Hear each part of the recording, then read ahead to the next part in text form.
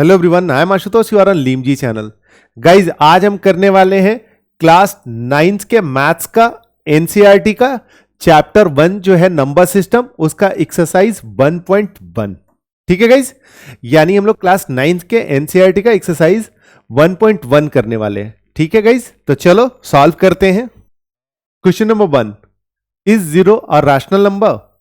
Can you write it in the form P by Q, where P and Q are integers and Q not equal to 0? So guys, क्या कह रहा है question number 1? Question number 1 में 2 questions है। Question का पहला part यहां से यहां तक है। क्या पूछ रहा है? कह रहा है कि इज जीरो रैशनल नंबर। कह रहा है क्या जीरो रैशनल नंबर है? तो इसका आंसर है यस, जीरो एक रैशनल नंबर है। दूसरा क्वेश्चन कह रहा है कि can you right it in the form P by Q? क्या तुम जीरो को P by Q के फॉर्म में लिख सकते हो? ऑफ कोर्स लिख सकते हैं। जीरो इक्वल टू हम लिख सकते हैं 0/1, 0/2, 0/5, जिसका जो मन है वैसे लिख सकता है। ये सारे P by Q के फॉर्म में है। देखिए तो गाइस, किसी एक को उठा लेते हैं। सपोज इसको लेते हैं, 0/2 तुमने सपोज लिखा, 0 इक्वल टू। तो देखो तो गाइस, P by Q के फॉर्म में होने के लिए क्या होना चाहिए? P को इंटीजर होना चाहिए। 0 एक इंटीजर है, ठीक है। 2 को भी एक इंटीजर होना चाहिए जो कि है, एंड 2 नॉट इक्वल टू 0 होना चाहिए। यही दो कंडीशन है ना, ठीक है। P by Q में फॉर्म होने के लिए दोनों इंटीजर होना चाहिए और 2 नॉट इक्वल टू 0 होना चाहिए। तो हाँ, ये तीनों दोनों सेटिस्फाई कर रहा है। इट मीन्स कि 0 एक रैशनल नंबर है और इसको हम लोग रिप्रेजेंट कर सकते हैं P by Q के फॉर्म में भी। ठीक है, यही था इसका आंसर। देखो गाइस, ये एनसीईआरटी का ऑफिशियल आंसर है। क्या कह रहा कि पहले वाले पार्ट का कि is zero rational number, yes. दूसरे वाले पार्ट का कि can you right in the form P by Q, तो इसके लिए ये दिया है कि यस, जीरो को लिख सकते हैं 0/1, 0/2, 0/3। क्या कह रहा है कि denominator Q can also be taken as negative integers. Okay, कह रहा है कि जब तुम जीरो को लिखोगे तो सिर्फ 0/2, 1, 0/3 ही नहीं, तुम लिख सकते हो 0/-5, यानी कि इसको तुम एज ए नेगेटिव इंटीजर भी ले सकते हो। ठीक है ना। सो जीरो को लिखना होगा तो जीरो को लिखेंगे हम 0 डिवाइडेड बाई Q, जहां पे Q दोनों हो सकता है, पॉजिटिव इंटीजर, नेगेटिव इंटीजर। क्या सिर्फ नहीं हो सकता है? जीरो नहीं हो सकता है Q। क्लियर है ना। चलो बढ़ते हैं आगे। Question number 2, find 6 rational numbers between 3 and 4। क्या कह रहा है गाइज? कह रहा है कि दो नंबर दिया हुआ है 3 and 4, इनके बीच में तुम्हें 6 रैशनल नंबर्स कैलकुलेट करना है। ठीक है, तो गाइज हमने पढ़ लिया है एनसीईआरटी के थ्योरी 1.1 में। इस थ्योरी में एनसीईआरटी ने एक्सप्लेन किया है कि कैसे रैशनल नंबर निकाल सकते हैं। उसके लिए एनसीईआरटी ने 2 मेथड दिया है, सॉल्यूशन 1, सॉल्यूशन 2। ठीक है ना, लेकिन हम लोग फॉलो करेंगे सेकंड वाला। ठीक है ना, क्यों? सेकंड वाला में निकालना आसान है और उसमें रैशनल नंबर्स भी एकदम एग्जामिनर के लिए भी आसान है, हमारे लिए निकालना भी एकदम आसान है। ठीक है ना, तो चलो क्या करते हैं, सेकंड वाले मेथड में हम कैसे कैलकुलेट करते हैं, आओ देखते हैं स्टेप बाय स्टेप।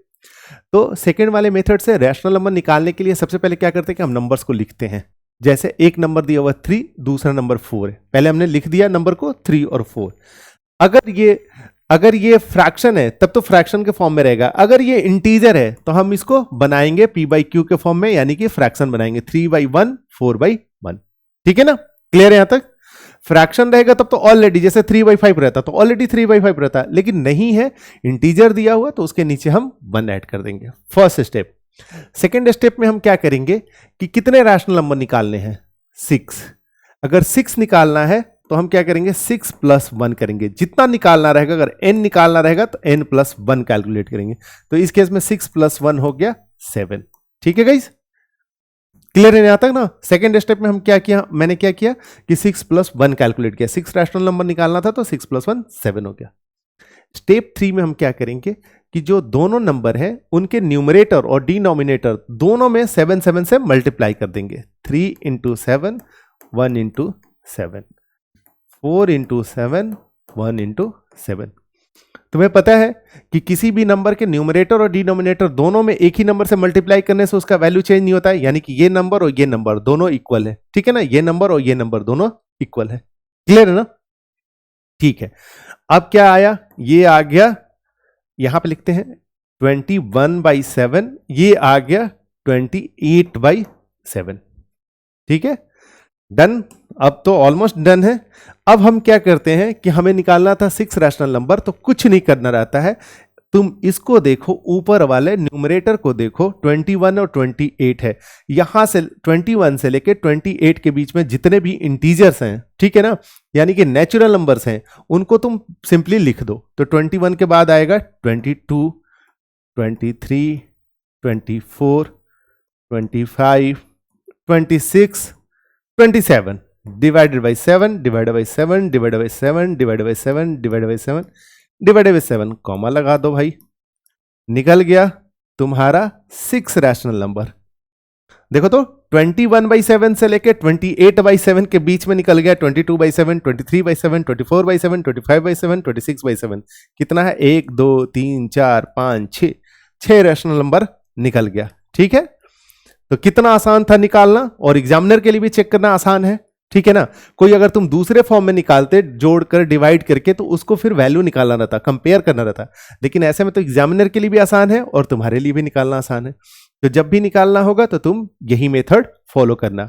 अगर तुम फर्स्ट वाला मेथड भी फॉलो करोगे तो वो तुम्हारा आंसर गलत नहीं हुआ, तुमको पूरे मार्क्स मिलेंगे, लेकिन बेहतर होगा कि तुम इसको फॉलो करना। ठीक है, सो गाइस ये देख लो, एनसीईआरटी का ऑफिशियल आंसर है। क्या कह रहा है कि there can be infinitely many rational number between 3 and 4। कह रहा है कि 3 और 4 के बीच में, तुम्हें पता है किसी भी दो नंबर के बीच में इनफाइनाइटली रैशनल नंबर है।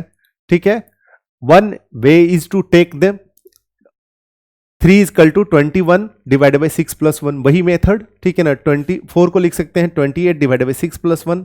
ठीक है, इनके बीच में 6 नंबर यही है जो मैंने तुम्हें सिखा दिया कि कैसे कैलकुलेट करेंगे। ठीक है ना, बढ़े आगे। Question number 3, find 5 rational numbers between 3/5 and 4/5। ठीक है गाइस, क्या कह रहा है कि दो नंबर दिया हुआ है 3/5 एंड 4/5, इनके बीच में तुम्हें फाइंड करना है 5 रैशनल नंबर्स। तो यहां पे जो दोनों नंबर दिया हुआ है वो दिया हुआ है फ्रैक्शन। ठीक है ना, तो यहां पे एक स्टेप और तुम्हें कम सॉल्व करना है। तो क्या करते हैं, हम सबसे पहले नंबर को लिखते हैं 3/5 और 4/5। ठीक है ना, फर्स्ट स्टेप। सेकेंड स्टेप में हम क्या करते हैं, कितने रैशनल नंबर निकालना है? 5। तो क्या करते हैं कि 5 + 1 लेते हैं, जो कि हो गया 6। ठीक है, अब क्या करते हैं, इस 6 से दोनों नंबर के न्यूमरेटर और डिनोमिनेटर दोनों में मल्टीप्लाई करते हैं। तो गाइस क्या हो गया, 3 × 6 डिवाइडेड बाई 5 × 6, यहां पर हो गया 4 × 6 डिवाइडेड बाई 5 × 6। ये आ गया 18/30, ये आ गया 24/30। ठीक है ना, अब इसके बीच में जो रैशनल नंबर निकालना है तुम्हें 5, वो निकालना बहुत आसान है। क्यों? सिंपली नंबर को लिख देना है।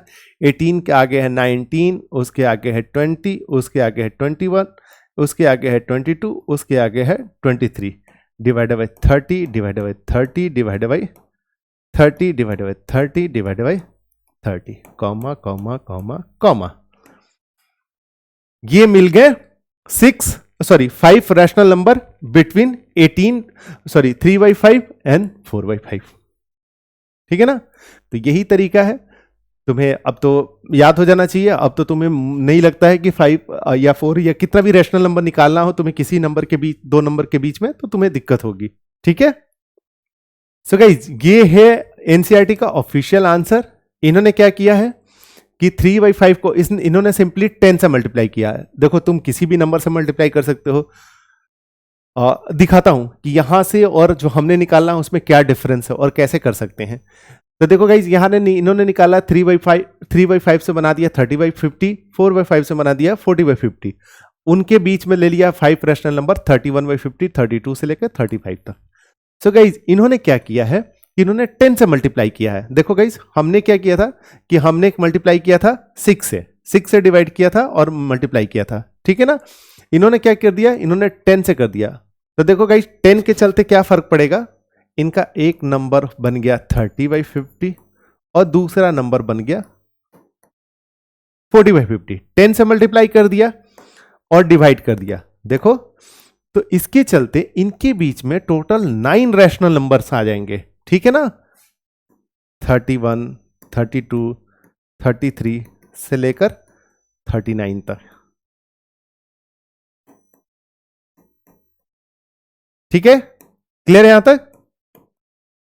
तो देखो इस केस में जब 10 से मल्टीप्लाई किया और डिवाइड किया, तो इस केस में ऑफ कोर्स 10-1 जितने से डिवाइड और मल्टीप्लाई करते हैं उससे एक कम रैशनल नंबर आ जाएगा, अगर सिर्फ हम न्यूमरेटर को लेंगे इंटीजर्स तब। ठीक है, अब इनके बीच में तुम कोई सा भी 5 उठा लो, इन्होंने 31 से 35 लिया, तुम्हारा मन है तुम 33 से स्टार्ट करो, तुम बीच बीच का एक नंबर लो। तो गाइज रैशनल नंबर तो इनफाइनाइट होगा, उनको तुम किसी भी मेथड से निकाल सकते हो। एनसीईआरटी का दूसरा एग्जांपल ऐसे दिखाने का ये मतलब था कि ये नहीं है कि तुम उसी मेथड को फॉलो करो, तुम इस मेथड को भी फॉलो करके आंसर निकाल सकते हो। लेकिन मेरा सजेशन ये है कि बेहतर है कि आप जो पहले वाला मेथड है जो कि मैंने जिससे निकाला है, तुम उसी को फॉलो करना। ठीक है, question number 4, state whether the following statements are true or false, give reason for your answers. क्या कह रहा है गाइज? कह रहा है यहां पे कि 3 स्टेटमेंट्स दिए हुए हैं 1 2 3, तुम्हें बताना है कि ये सारे स्टेटमेंट्स ट्रू है या फॉल्स है। अगर ट्रू है तो क्यों ट्रू है, फॉल्स है तो क्यों फॉल्स है। सो गाइज इसके लिए इन तरह के क्वेश्चंस को कैसे आंसर करते हैं मैंने बहुत ही अच्छे ढंग से एक्सप्लेन किया है थ्योरी में, जहां पे मैंने पढ़ाया है 1.1, प्लीज उसको जरूर देखना एक बार। सो गाइज फिर से उसको ब्रीफली थोड़ा बता देता हूं। अगर कोई स्टेटमेंट ट्रू हो जाता है, ठीक है ना, और एक बार स्टेटमेंट फॉल्स हो जाता है, तो क्या होता है गाइज? 2 ही केस हो सकता है, ट्रू हो सकता है या तो फॉल्स हो सकता है। जब गाइज ट्रू होगा तो तुम्हें उसको प्रूव करने के लिए तुम्हें देना होगा जनरलाइज आंसर, जनरलाइज सॉल्यूशन। ठीक है, लेकिन अगर फॉल्स होगा तो तुम्हें एक एग्जांपल दे दोगे, उससे तुम प्रूफ कर दोगे कि वो फॉल्स है, तो वही बस एनफ होगा। चलो इसको एग्जांपल यहां पे समझते हैं। अगर बेहतर समझना है तो प्लीज 1.1 वाले को जरूर देखना, ठीक है ना, उसमें एक एक्सरसाइज है और वहां पे मैंने एक एग्जाम्पल है एनसीईआरटी का, उस एग्जाम्पल में मैंने उसको बहुत ही अच्छे ढंग से समझाया है। ठीक है, question number 1, every natural number is a whole number, true है कि फॉल्स है? सो गाइज ये तो ट्रू है। देखो नेचुरल नंबर कहां से कहां होता है, 1 से 2 3 4 ऐसे चलते जाता है। जो तुम्हारा होल नंबर होता है वो होता है 0 1 2 3 4। सो यहां से यहां तक होता है नेचुरल नंबर, ये होल नंबर में एक 0 एक्स्ट्रा होता है। ठीक है, तो तुम लिखोगे कि every natural number is a whole number, true. ठीक है, क्यों? क्योंकि whole number contains natural numbers. ठीक है ना, होल नंबर में देखो तो नेचुरल नंबर सारे कंटेंट्स है। ठीक है, तो ये क्वेश्चन पहला का आंसर इसका ट्रू था, इसलिए तुम्हें देना पड़ा एक जनरलाइज सॉल्यूशन, बताना पड़ा कि सारे नंबर्स के लिए क्यों हो सकता है, क्यों सारे नेचुरल नंबर होल नंबर होते हैं। ठीक है ना, क्लियर है यहां तक? चलो सेकंड वाले में क्या करना है कि every integer is a whole number, क्या ये ट्रू है कि फॉल्स है? गाइज ये फॉल्स है। तो मैंने अभी बताया था कि एक जो कॉन्सेप्ट अच्छा पढ़ाया उसमें यही पढ़ाया है कि जब फॉल्स होगा, ट्रू में देखो तुमने सब बताना पड़ा, सारे नंबर्स के लिए बताया तुमने, जो बताया कि जो होल नंबर होता है वो कंटेन करता है सारे नेचुरल नंबर को। लेकिन यहां पे ऐसा नहीं, यहां पे तुम सिर्फ एक भी एग्जांपल दे दोगे तो एनफ होगा। ठीक है, क्या कह रहा है कि every integer is a whole number, false है। नहीं, -3 is an integer but it is not a whole number. ठीक है ना, तो तुम एग्जाम्पल दे दोगे -3 का, किसी भी एक नेगेटिव नंबर का, तो यही एनफ होगा। लिख दोगे कि -3 is a integer but it is not a whole number. Third, every rational number is a whole number, true है कि फॉल्स है? फॉल्स है गाइज। सारे रैशनल नंबर होल नंबर कैसे होते हैं? निगेटिव वाले रैशनल नंबर्स, जैसे -3 ये एक रैशनल नंबर है लेकिन होल नंबर नहीं है। -2/5 ये एक रैशनल नंबर है लेकिन एक होल नंबर नहीं है। तो अगेन फॉल्स है, और फॉल्स के लिए हम क्या करेंगे कि हम लिख देंगे, आंसर लिखेंगे एफ फॉल्स है, और बस दिखा देंगे कोई भी इन दोनों में से एग्जांपल ले लोगे कि -2/5 is a rational number but it is not a whole number. ठीक है ना, पॉजिटिव में भी ले सकते हो 2/5 कि 2/5 एक रैशनल नंबर है लेकिन ये एक होल नंबर नहीं है। ठीक है, तो ट्रू और फॉल्स में देखा तुमने, ट्रू के लिए तुम्हें जनरलाइज सॉल्यूशन देना होगा, फॉल्स के लिए एक एक एग्जांपल दे दो, काफी रहता है। ठीक है ना, ऐसे आंसर करते हैं। तो चलो देखते हैं एनसीईआरटी का ऑफिशियल सॉल्यूशन क्या कह रहा। पहला, true since the collection of whole number contains all the natural number. ठीक है, ट्रू है, इससे दिखा दिया इसने। सेकेंड वाले में false, for example -2 is not a whole number. ठीक है, थर्ड भी false, for example 1/2 is a rational number but not a whole number. ठीक है ना। तो इसने दिखा दिया कि 1/2 एक रैशनल नंबर है, लेकिन वो एक होल नंबर नहीं है। तो यहां से हमने आंसर कर दिया क्वेश्चन नंबर 4 का। सो बस गाइस, थैंक यू। मिलते हैं नेक्स्ट एक्सरसाइज में, यानी कि 1.2 में।